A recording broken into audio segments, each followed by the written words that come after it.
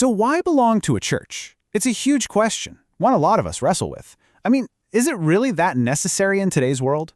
You know, a lot of the time when we talk about church, we immediately think of a building, right? Or maybe that Sunday morning event we go to. But what if those are the wrong questions to even be asking? What if our whole idea of what church is needs a complete reset? To get to the real answer, we've got to set aside our own preferences for a minute. You know, what we like, what our past experiences have been, all of it. We have to go back to the original blueprint. What did God actually design this to be from the very beginning? All right, so here's how we're going to tackle this. First, we'll look at God's divine design for the church. Then, we'll get into what it means to be saved into a people, not just from sin. After that, we'll cover the practical side, why commitment matters. We'll also be honest about the things in our own hearts that push back against it, and then we'll wrap it all up by seeing how this is a beautiful reflection of the gospel itself. Okay, let's jump right in. Part 1, the divine design. We've got to start with the most basic, foundational question of all. What actually is the church according to the Bible?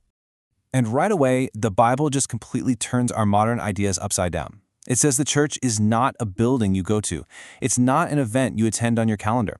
And it's definitely not optional. No, it's something totally different. It's a living, breathing organism, the body of Christ.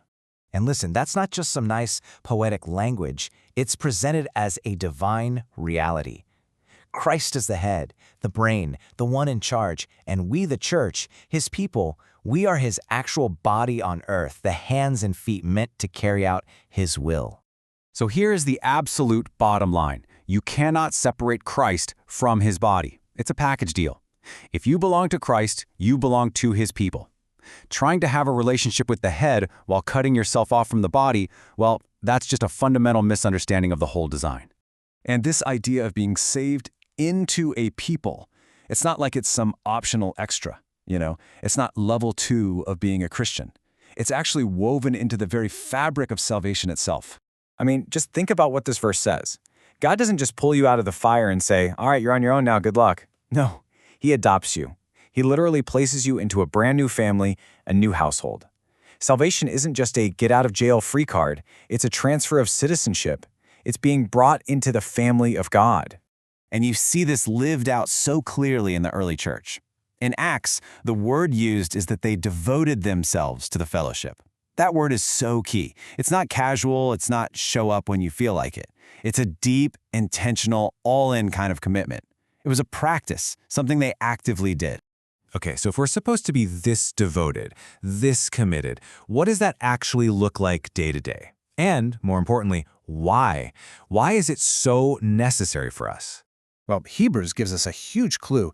It says, don't neglect meeting together. This isn't just some friendly advice. It's pretty direct.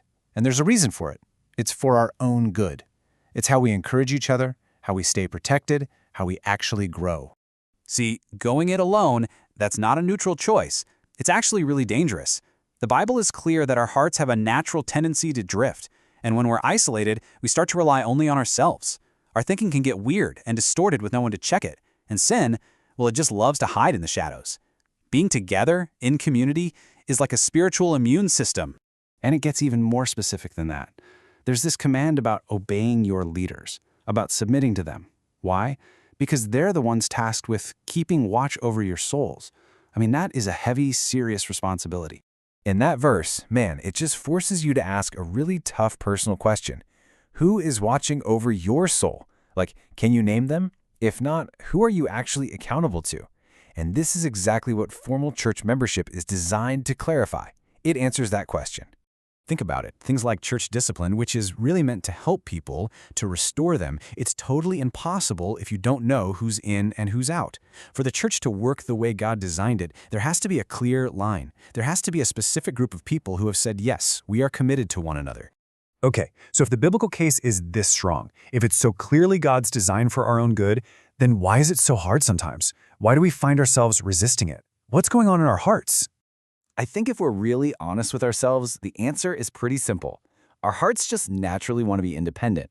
We want control, right? Control of our time, our money. We want comforts, and let's face it, relationships can be messy.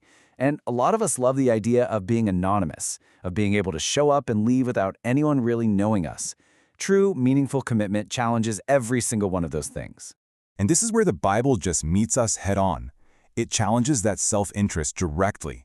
It calls us to look not only to our own interests, but also to the interests of others.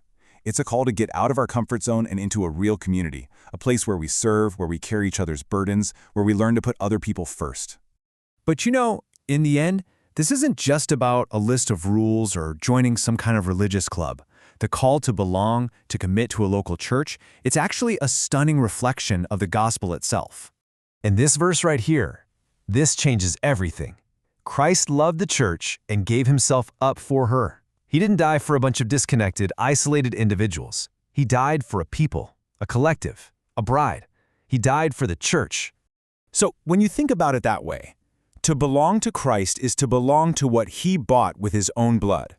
When we commit to a local body of believers, we're basically saying, I want to love the people that Jesus loved so much he died for them. It's how we honor the incredible price he paid. So that really leaves us with a moment for a little heart check, doesn't it? Am I just attending something on a Sunday, or do I actually belong to a people? Am I really known by anyone here, or am I just present? Because when you boil it all down, the final point is really clear. Belonging isn't optional. It's not just a good suggestion. It's an act of obedience. Committing to Christ's body is a fundamental, essential part of what it means to follow Christ himself.